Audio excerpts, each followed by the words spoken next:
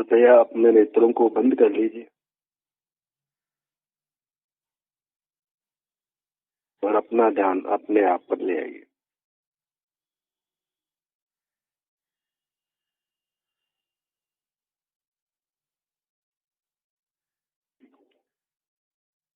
किसी पर का आश्रय नहीं,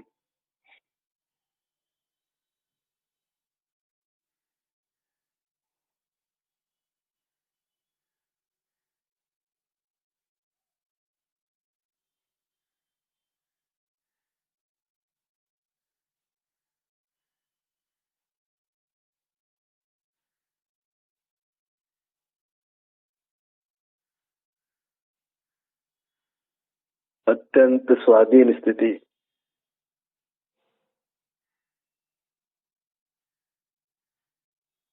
अंतर्दृष्टि करिए और अपने शरीर का एहसास करिए।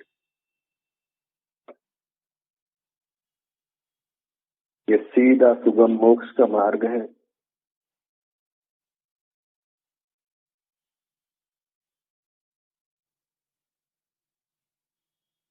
नेत्र बंद कर आप जिस शरीर का एहसास करते हैं वह आपका अपना शरीर है, अमूर्त शरीर है।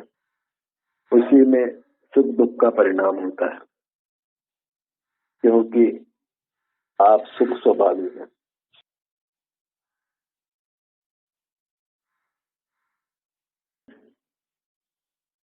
ये प्रसन्नता की बात है कि हम सुख स्वभावी हैं, सुख के ही बने हुए हैं। बस अनादि से मूर्त का मेल है, उसको मूर्त का अवलंबन छोड़कर मिटाना है। मूर्त पदार्थों का सेवन मिटाना है, अपनी अमूर्त काया का सेवन करना है।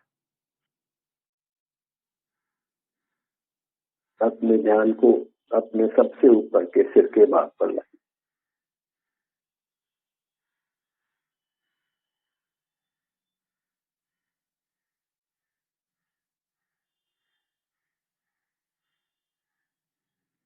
अपनी अमूर्त काया में सुख या दुख का संवेदन अवश्य प्राप्त होता है। कोई भी द्रव्य बिना परिणाम के नहीं होता, इसलिए हमें सुख या दुख की अनुभूति सदा काल होती है।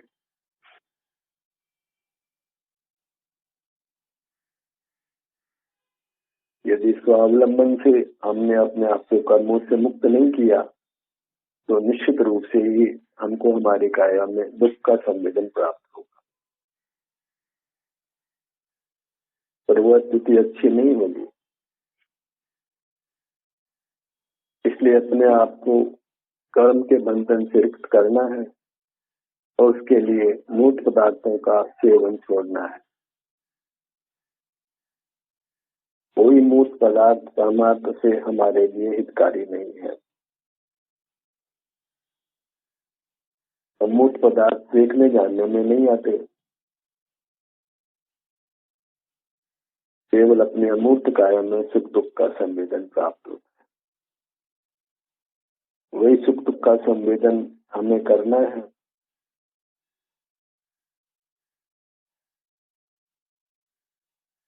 दुख का संवेदन थोड़े समय के लिए है और सुख का संवेदन अनंत काल तक है। अपने ललाट के भाग पर आइए।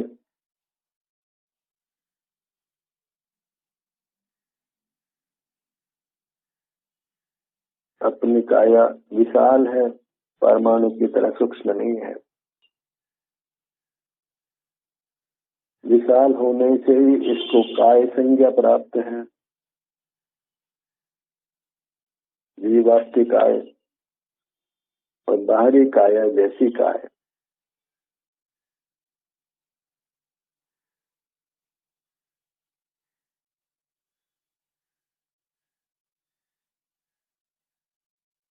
ये स्व संवेदन का प्रयत्न हमें सदा काल करने की आवश्यकता है। इसको अपना आदत बनाने की जरूरत है।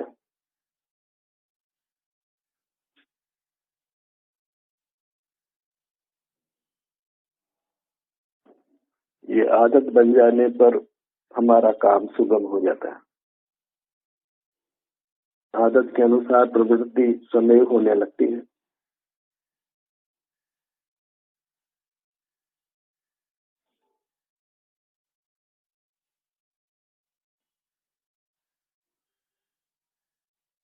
दोनों भोगों के भाग पर आइए।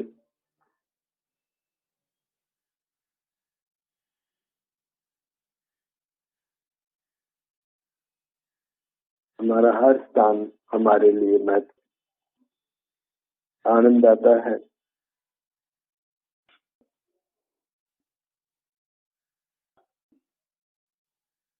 अपनी उपेक्षा हमने अनादि से की है, अपनी अमूर्त काया की, और उसके फल में ही हम मूर्त काया से बंधे हुए हैं।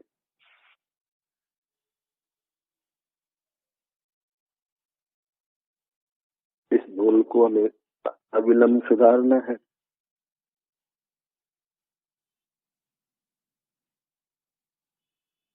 दोनों नेत्रों के भाग पर आइए।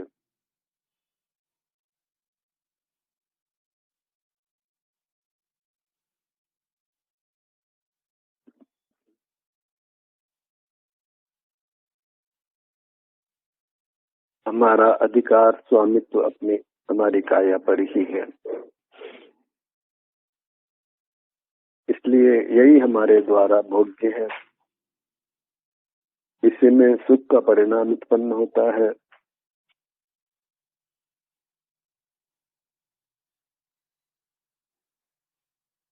सुख की प्राप्ति के लिए हमें यही ठहरना है।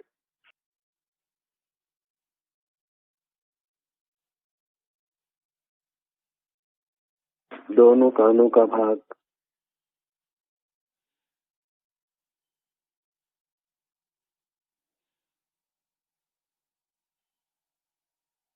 अपनी काया के बाहर सुख दुख का परिणाम उत्पन्न नहीं होता,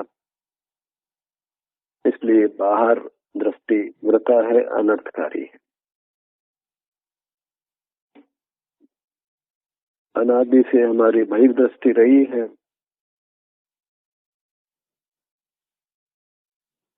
उस बहिर्दृष्टि को ही हमें मिटाना है। जब भी हम इसको मिटा पाएंगे तभी हम सुखी हो सकेंगे। बाहर का व्यामोह छोड़ना है। इंद्रिय ज्ञान का व्यामोह, इंद्रिय सुख का व्यामोह, हर्ष विषाद के परिणामों में नहीं जीना है। दोनों कानों का भाग।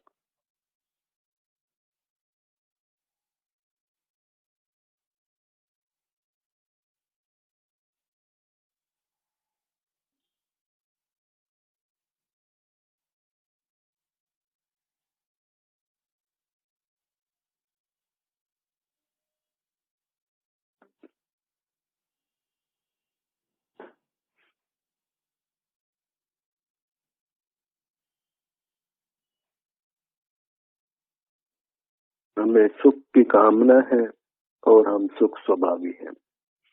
इससे उत्तम बात क्या हो सकती है।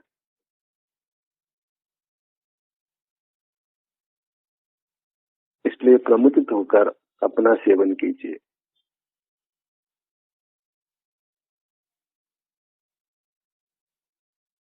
पेट से पांव तक हम सीमा सहित हैं, इसलिए अपने को पा सकते हैं।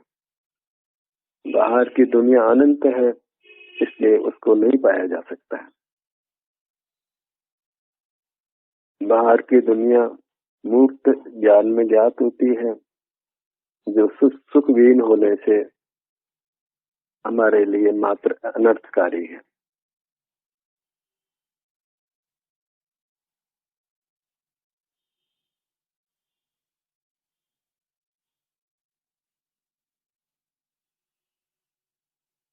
नासिका भाग बढ़ाइए। नासाग्र दृष्टि बनाइए। नासिका के सन्मुख उपयोग नासाग्र दृष्टि कहलाता है,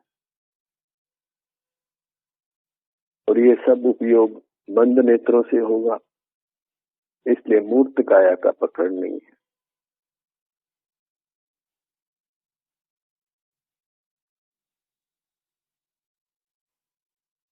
किसी प्रकार की आकृति की, रंग की कल्पना मत कीजिए।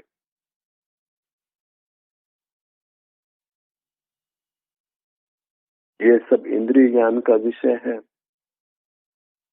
और हमें इंद्रियातीत होना है, इंद्रिय जयी होना है, इंद्रिय संयम को प्रकट करना है।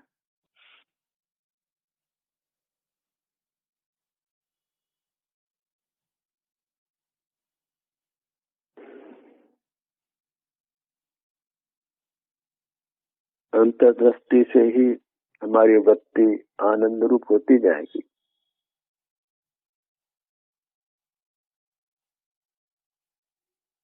एक आनंद घन का परिणाम होगा जो कभी नष्ट नहीं होगा। सारा विश्व मिलकर भी उस आनंद को नष्ट नहीं कर पाएगा। इतने ज्वालामुखी हो, भूकंप हो, बाढ़ हो, बिजली फटे, भूकंप, कितने भी बार के आपदाएं हो, वे हमारे आनंद को नष्ट नहीं कर पाएंगे। बस एक बार मूर्त का संबंध मिटा दीजिए, अपना अमूर्त स्वरूप प्रकट कर लीजिए। अमूर्त स्वभाव से होने पर भी मूर्त मिलने से हमारी अमूर्तता बाधित है और व्यवहार से हम मूर्त कहलाते हैं। मूर्त के साथ घिसटते हैं, मूर्त के जलने से जलने का दुख भोगते हैं, मूर्त के कटने से कटने का दुख भोगते हैं। मूर्त के कारण ही भूख, प्यास, निद्रा आदि सब भोगनी पड़ती है।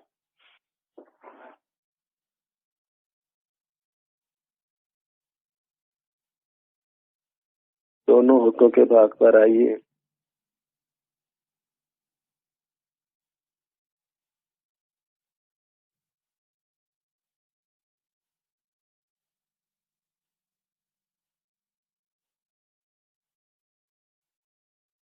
शरीर का अवलंबन लेने से, अपने अमूर्त शरीर का अवलंबन लेने से, अमूर्त शरीर तो सुख रूप परिणमता ही है, मूर्त शरीर भी ऐसा ही एक निमित्त नैमित्तिक संबंध है। दोनों का परस्पर एक छत्र होगा विशिष्ट संश्लिष्ट संबंध होने से।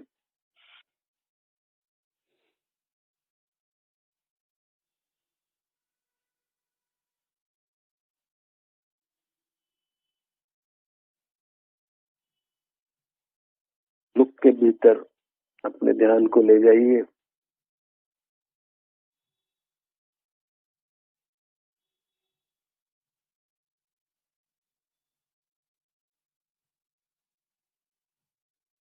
आराम या वेदना की स्थिति स्वयं प्रकट होती है, के लिए वास्तव में कुछ करने की आवश्यकता नहीं है। द्रव्य का परिणाम स्वतः उत्पन्न होता है।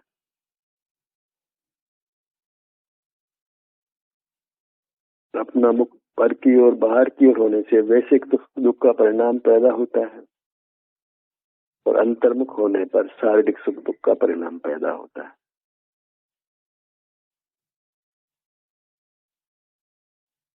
हमें क्योंकि अंतर्मुख होना है, इसलिए यहाँ होने वाले शारीरिक सुख दुख को ही प्रमोद के साथ अनुभव में लेना है।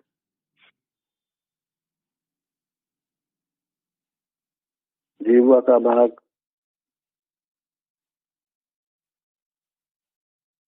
तालु,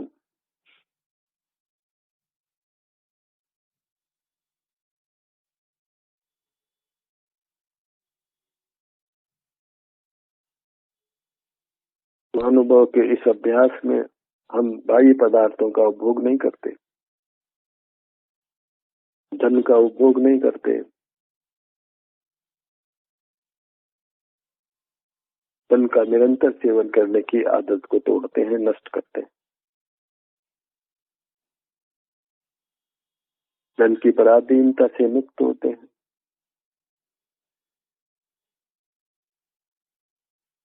तालु का भाग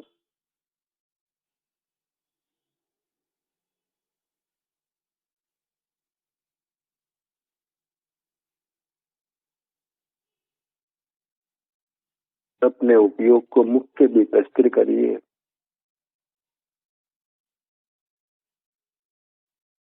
इसी प्रयत्न से शरीर की बहुत सारी आवश्यकता की पूर्ति समय हो जाती है।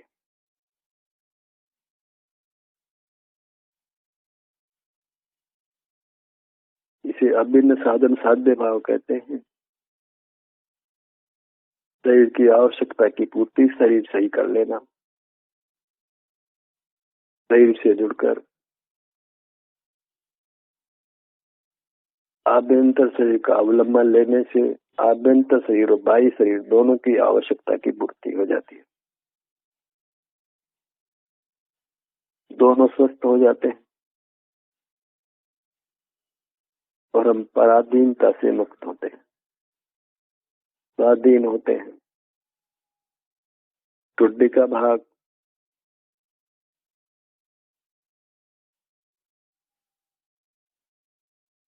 दोनों गालों का भाग, पूरा मुखमंडल, हम सब स्वभाव से परमात्मा है। बस कर्म का संबंध नष्ट करना है तो अपना परमात्मा रूप पूर्ण तरह प्रकट हो जाएगा।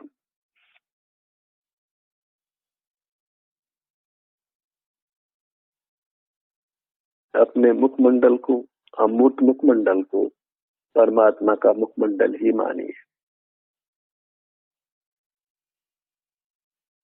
वास्तव में अन्य परमात्मा की आराधना करने की आवश्यकता नहीं है। प्रथम तो अन्य परमात्मा दिखाई नहीं देते, अमूर्त होने से हमारे ज्ञान के विषय नहीं बनते, फिर उनके सुख का अनुभव हमको होना संभव नहीं है।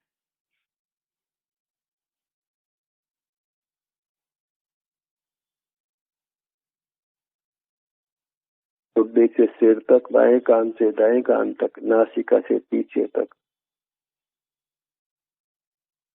अपने मुखमंडल के सर्व आत्म प्रदेशों को वही दृष्टि जोड़कर अनुभव में लीजिए।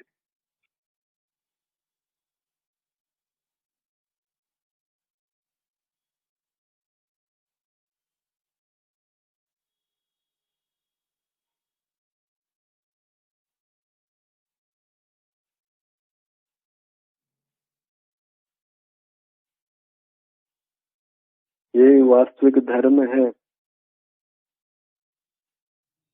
सर्व ज्ञान कांड क्रिया कांड से मुक्त है। दुर्लभ होने पर भी अत्यंत सुगम है।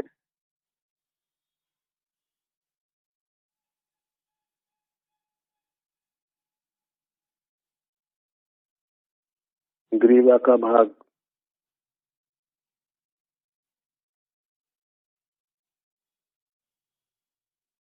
बाह्य पदार्थों का विश्व का सेवन करने से ही हमारी अमूर्त काया वेदना रूप से परिणमन करती है।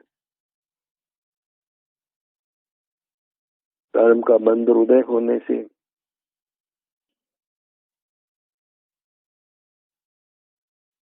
इसलिए बहिर्मुखता को मिटने के लिए कमर कस लेना है, अंतर्मुख रहने के लिए कमर कस लेना है।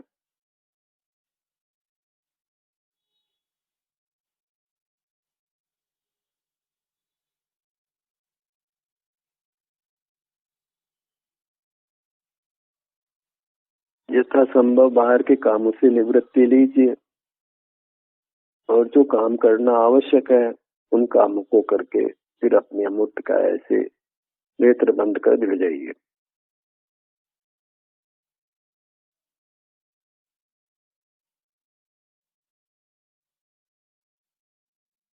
अन्य कामों को अरोचक भाव से करिए और उन कामों को करते समय भी यदि बीच में अवकाश हो तो अपना मुख अपनी ओर कर लीजिए। अपने लक्ष्य को भुलाना नहीं है। मुझे अपने आप को मूर्त कर्मों से, मूर्त काया से छुड़ाना है।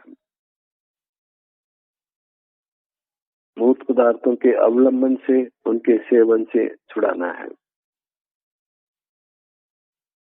अपने धड़ के भाग पर आइए। विशाल धड़ का भाग,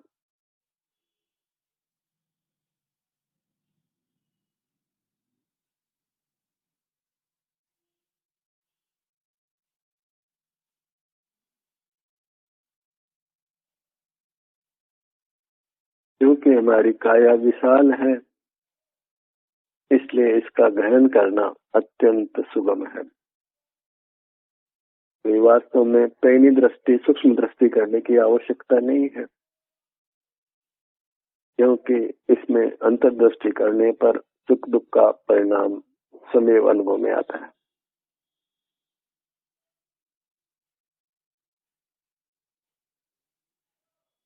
कोई विशेष प्रयत्न की आवश्यकता भी नहीं। एक अपना संकल्प, अपनी चाह, अपनी भावना, अपनी मुक्त होने की आकांक्षा ये हमें अपने सन्मुख रखती है।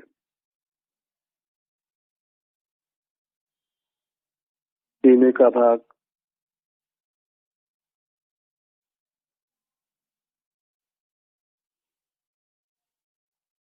यदि हम अपने सन्मुख होते हैं तो रोगग्रस्त भी हो तो बिना दवाओं का सेवन लिए हम स्वस्थ होने लगते हैं। भले इसमें समय लगता हो, बस धैर्य की आवश्यकता है, श्रद्धान की आवश्यकता है, निरंतर प्रयत्न की आवश्यकता। ऐसा नहीं है कि एक गोली खा ली, इंजेक्शन लगा लिया और ठीक होने लगे।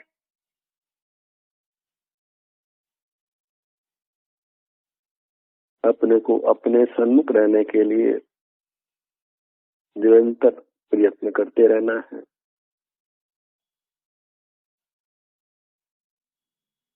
सूक्ष्म समय मात्र को भी वृथा नहीं गंवाना है।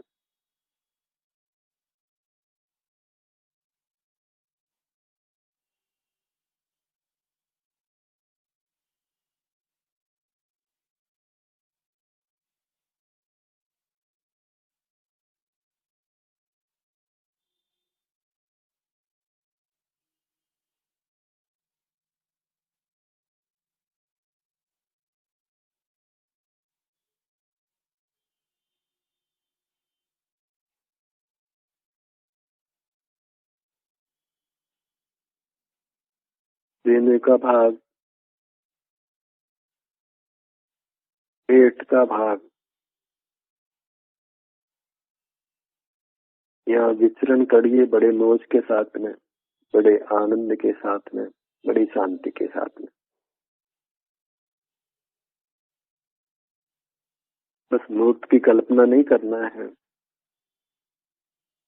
आकृति की कल्पना नहीं करना है, केवल सुख दुख के परिणाम को, जो हमारा स्वरूप है। दुख तो हमारा स्वरूप नहीं है, पर है वो सुख गुण का ही परिणाम, अपने ही पर्याय, जिसे हमें वेदन करना है।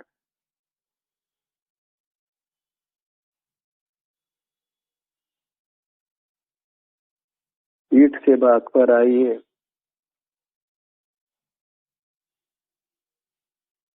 ये धड़ भाग विशाल है, यहाँ हम अपना काफी समय व्यतीत कर सकते हैं।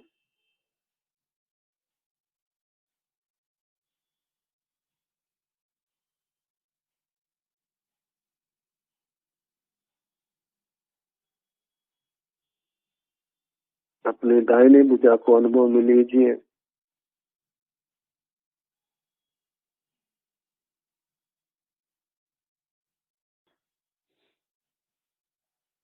इसका कोई बहाना नहीं बनाया जा सकता है कि हमें आत्मा का अनुभव नहीं होता, क्योंकि अंतर्दृष्टि से पांव से मस्तक तक हमको हमारी अमूर्त काया सुख दुख रूप से अनुभव में आती है। सभी जीवों को यही आत्मा का अनुभव है। इससे भिन्न कोई आत्मा का अनुभव किसी को नहीं होता, और वो होना शक्य भी नहीं है। जीव की प्राप्ति उसके अपने परिणाम से ही होती है। जैसे मिश्री को उसके मिठास से पहचानते हैं, सफेदी से पहचानते हैं, उसके गुणों के परिणाम से ही उसकी उपलब्धि होती है। मूर्त को स्पर्श रस गंध वर्ण इन गुणों के परिणाम से ही हम जानते हैं। इसी प्रकार हमारे भीतर होने वाले सुख दुख के परिणाम से ही हम अपने को प्राप्त करते हैं। अपनी बाई भुजा पर आइए।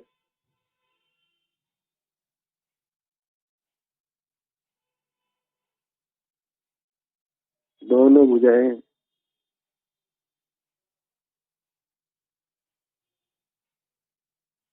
बस एक आदत बनाने की आवश्यकता है, अंतर्दृष्टि करने की, अपनी अमूर्त काया का अवलंबन लेने की, नेत्रों को बंद रखने की, इंद्रिय द्वारों को कम से कम काम में लेने की।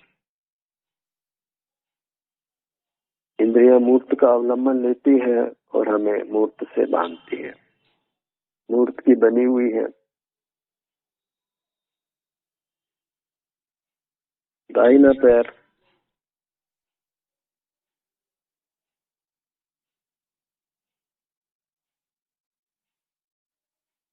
बायां पैर,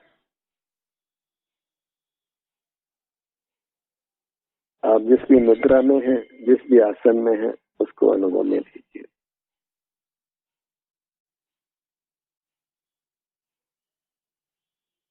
यही प्रभु की मुद्रा है, यही जिन बिंब है, यही अकृत्रिम है, यही हमारा तीर्थ है,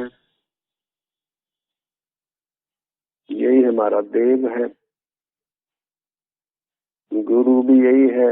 इसी के सन्मुख होने से सम्यक ज्ञान की प्राप्ति होती है, इसलिए यही हमारा शास्त्र है, यही स्वाध्याय है। स्व का अध्ययन स्वसन्मुखता में होता है, बिना स्वसन्मुख हुए स्व का अध्ययन होना संभव नहीं है, इसलिए बिना स्वसन्मुख हुए स्वाध्याय वास्तव में होता नहीं है।